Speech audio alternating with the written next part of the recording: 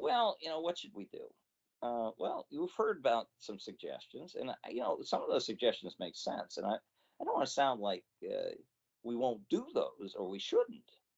Uh, but I'm not sure if they're the most leveraged or the only things to do. One idea, which was already questioned, is maybe you got to increase the aim points rather than the weapon systems by having location uncertainty, these all buzzwords, for where your weapons are, so that they have to fire many, many more weapons to have any confidence that they've knocked ours out.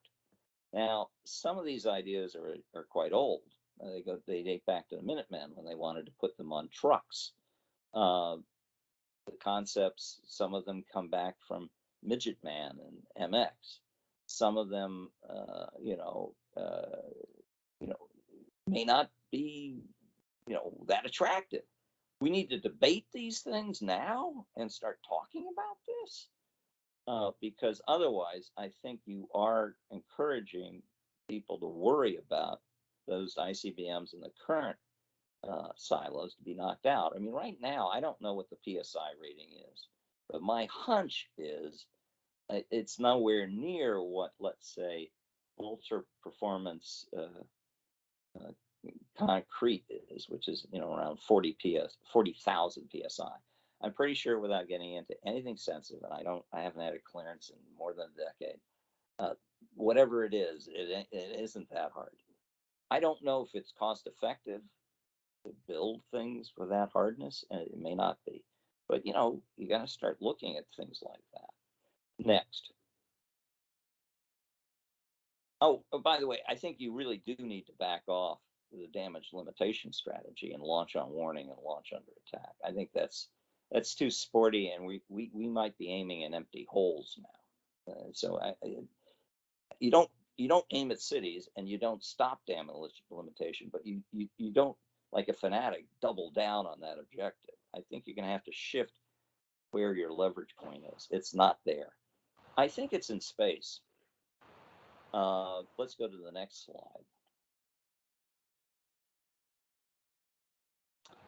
slide.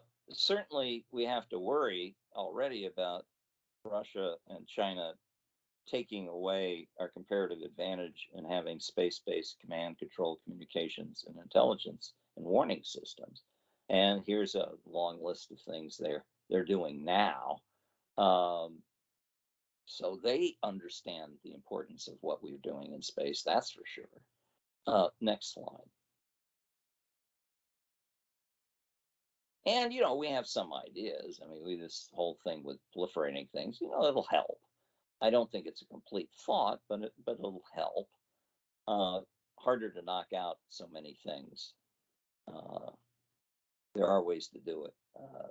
I won't get, I'll take that in Q&A, but it's not so easy. Next slide. I think we need to probably have, if not active defenses, bodyguards, sort of like bouncers at the bar, to move things away from our satellites without producing debris. And there are a number of things that you can do, and we and our allies need to speed up our efforts in this regard, I think. But this is not make believe. When these systems exist, they're just not in very large numbers. That's the problem. Next slide, most important slide, I think. This good news. We do have a comparative advantage in heavy lift that's going to come on very soon. This will allow us conceivably to put depots of energy at various orbits to enable our spacecraft to move around more and more quickly. That will give us a comparative advantage a lot of ways over the Russians and Chinese to maintain high ground, to do the command, control, communication, surveillance, and warning, to prevail not only in nuclear but conventional wars. Next slide. Yeah, I think where we're moving, someone explained to me, I like this analogy. I think it holds up. We'll see. In the 1870s, air warfare was static. You had balloons. They didn't usually shoot at one another even. They sure as heck did not move around much. By the 40s, we had heavy bombers and escorts that were able to deliver lots of munitions on enemy targets and fired at one another. Right now, our space systems are akin to the balloon period. You're stuck in railroad like orbits. They don't move out of the orbits very easily. Uh, but, if there was more energy up there, I'm not sure Star Wars, which is what that goofy picture is, but something more dynamic where you would cruise in space would be possible. We need to move to that future. Next slide. And this is the end. Um, Imagine fighting in a ring with someone that may even be taller and more powerful. In this case, you have to imagine our the bigger fighter is actually two people, two countries with lots of long range nuclear fists. Well, you can try to defend against and dodge and weave and try to deter them from hitting you. But ultimately, I think the smart money, if you only have two fists, they have four. You might want to aim differently and kind of shoot for the head. Now, this is a little too much. It may not be that you knock their head off.